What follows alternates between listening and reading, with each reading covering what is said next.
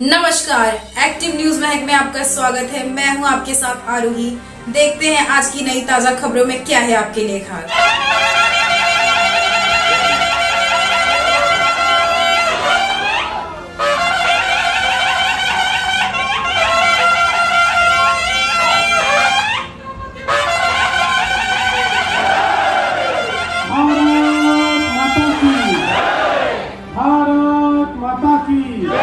छत्रपती शिवाजी महाराज की धर्मवीर छत्रपती संभाजी महाराज की जय भवानी, जय भवानी, जय जय जय जय जय भवानी, जय जय जय जय जय शिवाजी। हिंदवी स्वराज्याचे सरसंस्थापक छत्रपती शिवरायांना मानाचा मुजरा करतो। भारतीय राज्यघटनेचे शिल्पकार भारतरत्न डॉक्टर बाबासाहेब आंबेडकर यांना मानवंदना अर्पित करतो। आज आपल्या लोकप्रिय आमदार स्नेहाताई दुबे यांच्या जनसंपर्क कार्यालयाच्या उद्घाटन प्रसंगी मंचावर उपस्थित असलेले आपल्या सर्वांचे लाडके आणि लोकप्रिय पालकमंत्री श्री गणेश नाईक जी, आपल्या पक्षाचे कार्याध्यक्ष रवींद्र चव्हाण जी, खासदार हेमंत सवराजी, ज्यांनी मागच्या काळामध्ये या वसईमध्ये इतिहास घडवला होता, ते विवेक पंडित जी, आणि अर्थातच त्यांच्याच संस्कारातून तयार झालेल्या आपल्या लोकप्रिय आमदार स्नेहाताई पंडित दुबे, आमदार निरंजन डावखरे, आमदार राजन नाईक, राणीताई द्विवेदी, प्रज्ञाताई पाटील, हेमंतजी म्हात्रे, राजारामजी मुळीक, निलेशजी तेंडुलकर, मंचावरील सर्व मान्यवर आणि माझ्या समोर बसलेले वसईच्या क्षेत्रामध्ये ज्यांनी क्रांतिकारी परिवर्तन घडवलं अशा सर्व कार्यकर्ता, नागरिक, भगिनी आणि बंधूंनो, मला अतिशय आनंद आहे की आज स्नेहाताईंच्या जनसंपर्क कार्यालयाचं उद्घाटन करण्याकरता या ठिकाणी मी आलो आहे। आज मुख्यमंत्री झाल्यानंतर पहिल्यांदाच आपल्यामध्ये येत असल्यामुळे मी आपले अतिशय मनापासून आभार मानतोय। आभार याकरता तर मानतो आहेच की आपल्या सर्वांच्या सदिच्छेमुळे, आशीर्वादामुळे पुन्हा एकदा महाराष्ट्रामध्ये महायुतीचं सरकार आलं आणि त्या सरकारमध्ये मुख्यमंत्री म्हणून काम करण्याची संधी मला मिळाली। पण त्याहीपेक्षा जास्त आभार आपले मानतोय की महायुतीचं सरकार येणार याबद्दल तर आमच्या मनात खात्री होतीच, पण आम्ही नजर लावून ठेवली होती की या ठिकाणी महायुतीच्या सरकारमध्ये या पालघर जिल्ह्यातनं विशेषतः वसई, विरार, नालासोपारा हा सगळा जो भाग आहे, या भागातनं नेमकं आमच्या सरकारमध्ये आपला प्रतिनिधी येणार आहे की नाही। तर आपल्या सगळ्यांचे मी मनापासून आभार मानतो की तुम्ही इतिहास घडवला। आमच्या स्नेहाताई असतील, आमचं राजन असेल, यांना अतिशय चांगल्या पद्धतीनं निवडणूक लढवून आणि या भागात एक क्रांती घडवली आणि कमळ फुलवण्याचं काम हे तुम्ही सगळ्यांनी केलं। इतक्या वर्षामध्ये जी खंत आमची होती, लोकसभेत तर कमळ फुलायचं, पण विधानसभेतलं कमळ तिकडेच राहायचं, इकडे यायचंच नाही। पण आता इकडेही तुम्ही दोन कमळं फुलवली आणि त्यातून निश्चितपणे पुढचा आपला मार्ग हा सुकर करण्याचं काम तुम्ही केलं। म्हणजे पालघर जिल्हा, वसई विरार महानगरपालिका हा सगळा मुंबईचा एक प्रकारे बृहद अशा प्रकारचा, एक्सटेंडेड अशा प्रकारचा भाग आहे.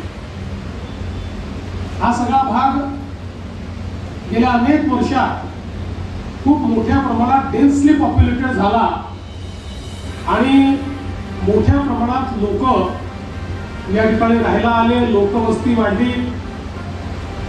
पण दुर्दैवाने ज्या प्रमाणात आणि ज्या वेगाने या भागामध्ये लोकवस्ती वाढली, त्या वेगानं नागरिक सोयी मात्र आपण वाढवू शकलेलो नाही.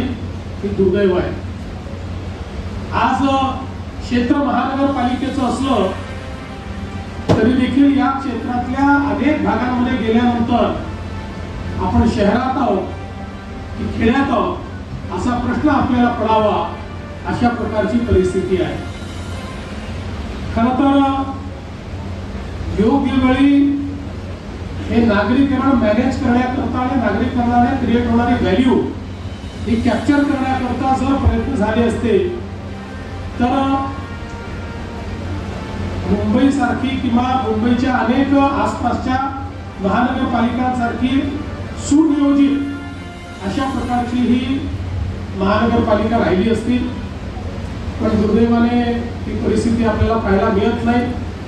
वसई सारखं अतिशय ऐतिहासिक अशा प्रकारचं आपलं गाव की ज्याला एक मोठा छत्रपती शिवाजी महाराजांचा, मराठा साम्राज्याचा, हिंदवी स्वराज्याचा इतिहास आहे.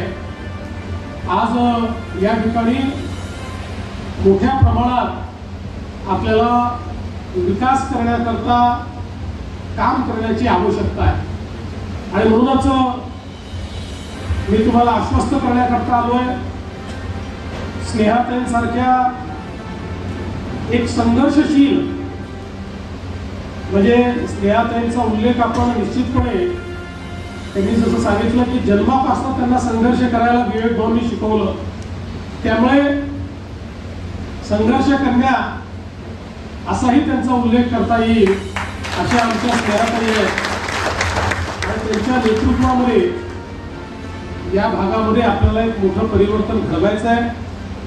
मी असेल, पालकमंत्री गणेश नाईक साहेब असतील, रवीजी असतील, आम्ही सगळे पूर्ण ताकदीने स्नेहाताईंच्या आणि राजनच्या पाठीशी उभे आहोत.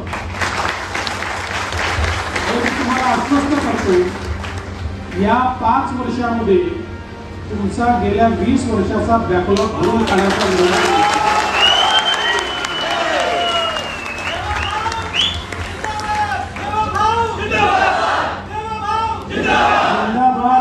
चालणार नाही. बॅकलॉग भरायचा असेल तर जसं परिवर्तन विधानसभेत केलं तसं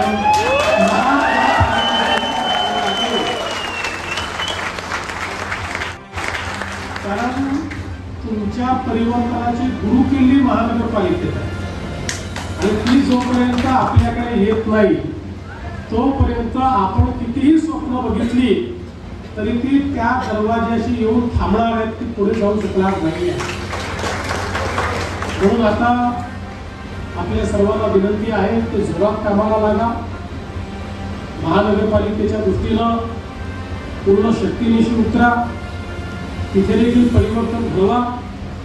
तुम्ही तिथे परिवर्तन घडवा आणि त्याच्यानंतर मग काय परिवर्तन होत आहे हे 5 वर्ष बघा. आज मला अतिशय आनंद आहे की हे जनसंपर्क कार्यालय या ठिकाणी उघडलेलं आहे. भारतीय जनता पक्षामध्ये आपली अपेक्षा असते की प्रत्येक आमदाराने जनसंपर्क कार्यालय उघडून जनतेमध्ये राहिलं पाहिजे आणि आपलं जनसंपर्क कार्यालय हे जनतेकरता हक्काचं ठिकाण असलं पाहिजे की आपल्याला आपल्या आमदाराकडे गेल्यानंतर न्याय मिळेल, त्याच्या कार्यालयात गेल्यानंतर न्याय मिळेल. न्याय जर हवा असेल तर कुठे जायचं, तर या कार्यालयामध्ये गेलं तर आपल्याला न्याय मिळू शकेल. अशा प्रकारची भावना तयार झाली पाहिजे. त्यामुळे स्नेहाताई, तुमच्याकडनं देखील अपेक्षा माझी हीच आहे की आपलं कार्यालय हे जनतेचं कार्यालय असलं पाहिजे आणि या कार्यालयातनं सामान्य माणसाला त्या ठिकाणी न्याय, सामान्य माणसाच्या आशा आकांक्षा अपेक्षाची पूर्तता, त्यांच्या दुःखामध्ये एक फुंकर मारण्याचं काम हे या आपल्या कार्यालयाच्या माध्यमातून व्हावं. मी आपल्याला आश्वस्त करतो की संपूर्ण प्रशासन हे तुमच्या पाठीशी उभं असेल आणि या कार्यालयात काही न्याय गोष्टी प्रशासनाकडे जातील त्या गोष्टी प्रशासनाने पूर्ण केल्याचं पाहिजे अशा प्रकारचे आदेश निश्चितपणे त्यांच्याकडे नेण्याचं काम मी करेन. मगाशी आलो तेव्हा मला असं म्हणत होते की महानगरपालिकेतल्या कर्मचाऱ्यांचे अनेक प्रश्न आहेत, तेही प्रश्न आपण सोडू, काळजी करू नका.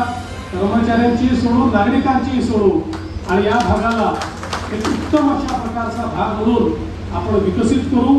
मी स्नेहाताईंना अतिशय मनापासून या ठिकाणी शुभेच्छा देतो आणि त्यांनी या उद्घाटनाच्या कार्यक्रमाला मला निमंत्रित केलं त्याबद्दल त्यांचे आभार मानतो. कारण म्हणजे या ठिकाणी गणेश नाईक साहेब आणि रवींद्र चव्हाण साहेबांचे भाषण होणार होतं, पण मला पुढे जायचं असल्यामुळे दोघांच्या भाषणाला मी कात्री लावलेली आहे. त्याच्यामुळे त्यांचे मी या ठिकाणी दोघांची क्षमा मागतो आणि त्यांच्याही वतीनं मीच आपल्याला सर्वांना शुभेच्छा देत मी माझे 2 शब्द संपवतो. धन्यवाद. जय हिंद, जय महाराष्ट्र.